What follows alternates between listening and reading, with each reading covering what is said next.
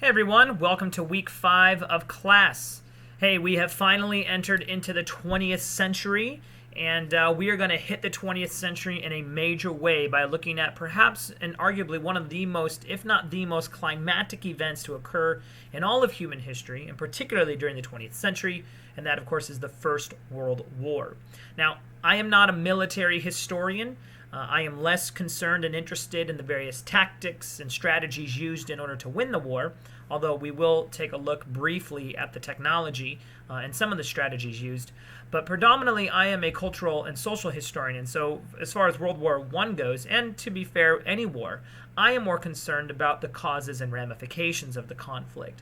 And World War I perhaps shaped the 20th century more than anything else. Arguably, the only thing that had a greater impact upon the United States and indeed the world would perhaps be World War II. But I think a decent case could be made for World War I. As you will see, the consequences of World War I will in fact set up World War II.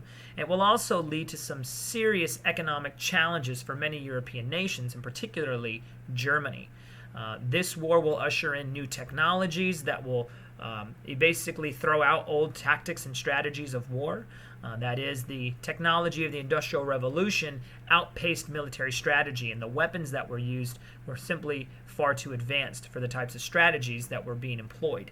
Okay, this is why World War I was largely fought in trenches along the Western Front in France. Okay. So we're going to be taking a look at the causes and consequences of World War I. We'll also be looking at America's role in that, particularly the United States, and focusing in on Woodrow Wilson, who was president at the time, and the role that he wanted the United States to play, not only in making the world safe for democracy, which was one of the principal reasons why the United States went to war, but Woodrow Wilson devised something called the 14 Points, which he wanted to implement to help bring about a lasting peace.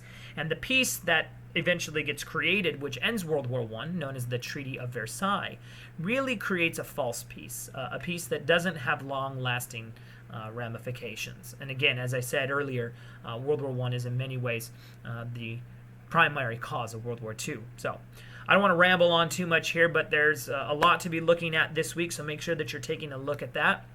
Okay. Also, as a reminder, you do have a midterm exam coming up in a couple weeks. That midterm exam will consist of 80 multiple choice questions looking at content from immigration up through, I think it is the 1920s. So make sure that you are preparing for that, and there'll be more information on that coming up later, but just keep that in the back of your mind. Okay.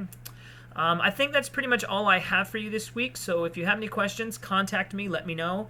Otherwise, go in peace, be warm and filled, may the force be with you, live long and prosper, and may the odds forever be in your favor. Be blessed, guys.